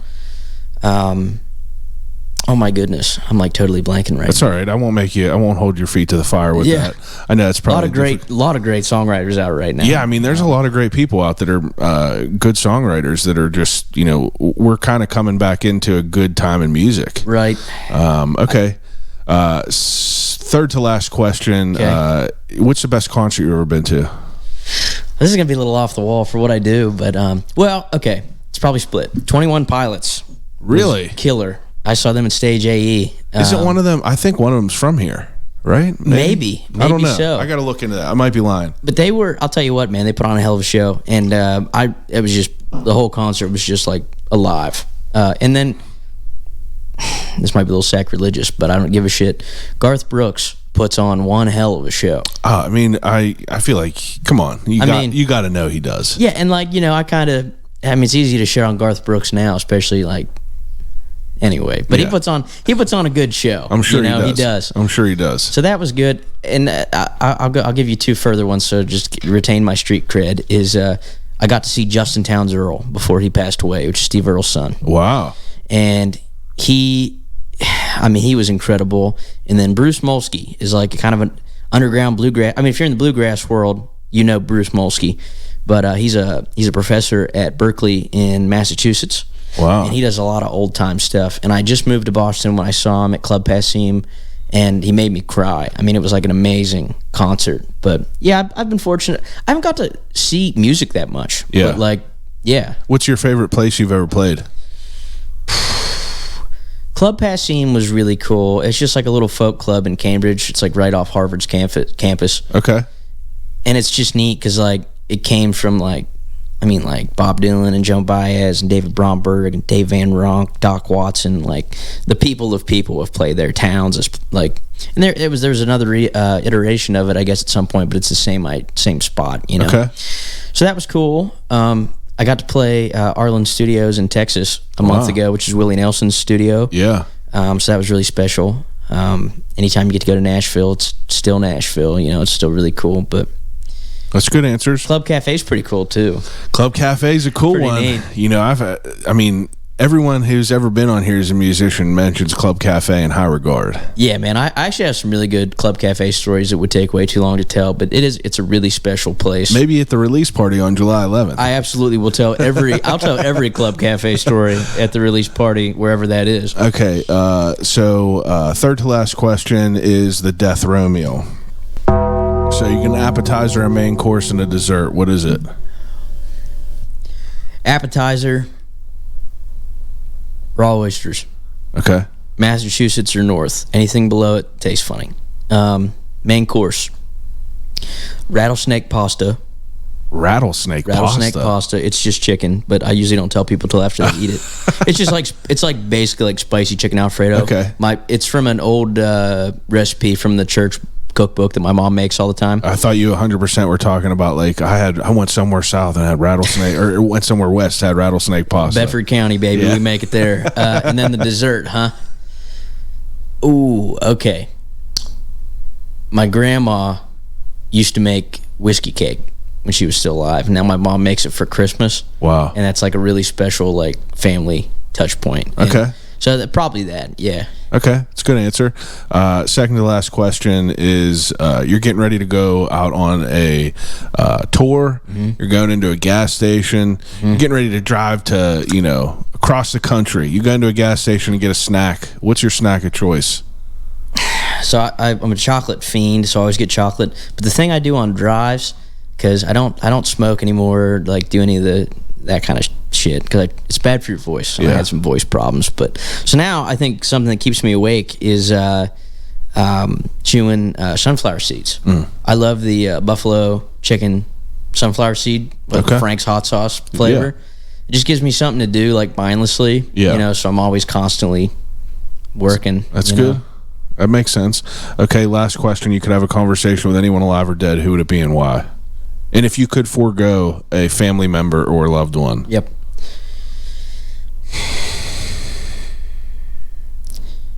Man, I don't know. There's so many. It probably would depend on the day.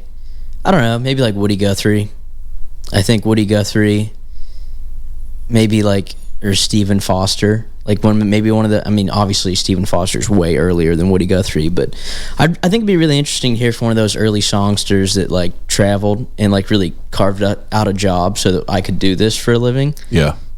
And Stephen Foster's problematic for a lot of reasons, but like they both like captured different parts of like Americana for their time, and we still like This Land Is Your Land is timeless and we'll sing it forever. And Stephen Foster has like My Old Kentucky Home that we sing every year at the Kentucky Derby. Like those are pillars of American tradition. Yeah. And I just to talk to those guys, and I think maybe they would fight each other in real life, maybe. I don't know. But like I think it'd just be cool to talk to one of the early pioneer songsters. Yeah, makes sense. It's a good answer. All right, now take a second to promote your work, promote where everyone could find your stuff, where they could pre-order the record, the whole deal. So, like I said, the album will be out on streaming services July 11th. You can find that on every streaming service that ever exists, and Danny's done a really good job at Keystone to make sure that happened. ColttWinterLepley.com is really good. Now listen, when you go to spell my name, there's 2 T's in Coltt. Right, it's Coltt like a horse, but with 2 T's. Winter like the season, and then everybody says Lepley like it's French for some reason. I don't know why they do that, but ColttWinterLepley, ColttWinterLepley.com. And the good news is, I think all of my socials are just at Coltt Winter Lepley. Yeah, I try to make it make it easy on everyone. Dumb proof. So, yeah, I mean, you check all my socials: TikTok, Instagram, Facebook, Twitter, Blue Sky, website, OnlyFans. Whatever you want to. It's just a joke on OnlyFans. You should just get an OnlyFans and just cover yourself like Jenny and Forrest Gump and just play all your music on there. Unironically, when COVID hit, that was a brief. It was a conceptual idea that almost came to fruition. So maybe I should lock down that domain. Lock it down. You might as well. Might as well have it and not need it. All right. Well, dude, I appreciate you coming over and talking to me about what you do. I know that we could have got into hours and hours more of stories. Let me know about that Halloween. Yeah, I'm dead serious about that. If you want to, come with some stories, some of your favorite spooky stories. Yeah, we got it, dude. We should really make that happen. If you are not on the road, I'll do it. Even we could do it ahead of time. Whenever you got some free time, let's do that. Let's plan that. We'll get some spooky stories in there. I'll come with a couple of my favorite. Perfect. And then we'll just kind of go from there. That sounds awesome. I'm stoked for that. Yeah, me too. Honestly, man. That's super cool. Like I love learning about you. Yeah. But I want to hear some of your stories that you come to be, because once you said the children of the Alleghenies, I was like, he knows his shit way more than I know. Oh, we got a good. That'll be good. Yeah, that'll be cool. Good. All right, yeah, well, dude, I appreciate it. I'm looking forward to the whole album. Like I really want to listen to it all. Reach across you there. Thank you. Yeah. And everyone else that's listening, appreciate you as usual. Each and every week we're back with another great guest doing great things for the city. Thank you for listening. Call you right back.